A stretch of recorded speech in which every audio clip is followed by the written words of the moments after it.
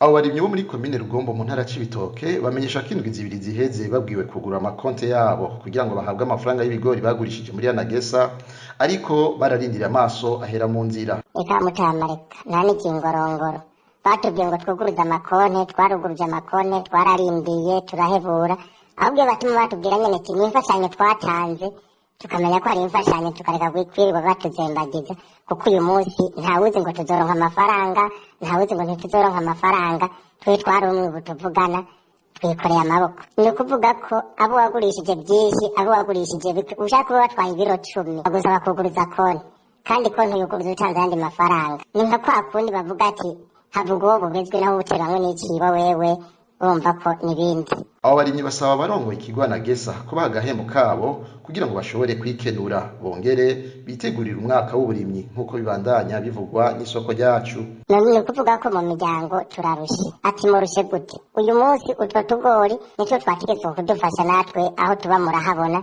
ni kubugaragu. Nta mwumbati, nta kigori, nta giharage, nta. Utwo tugori nicyo twari mu nzu tuduzora tuvuga ati reka twiyungunganye dusubire turime, raba impeshi iraheze, iciri iraheze tugira twongere kurima. None tuzokoresha igihe mitahe n'ibyo twimbuye batarabidohera amafaranga. Twebwe batubwiye ati nimwuguruze amakonte amahera ariho, nta minsi 3 nizohera amafaranga yanyu mutayarose.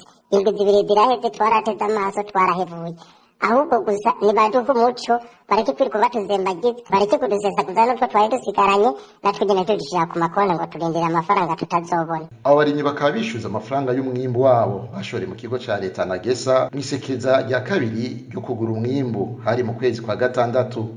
Umushikiranganji w'uburimyi n'ubworozi Prosper Dodiko akaba yari yatanze isango ko guhera ku igenekezo rya 15 mu Kakaro abo barimyi batangura guhembwa mu gihugu cyose.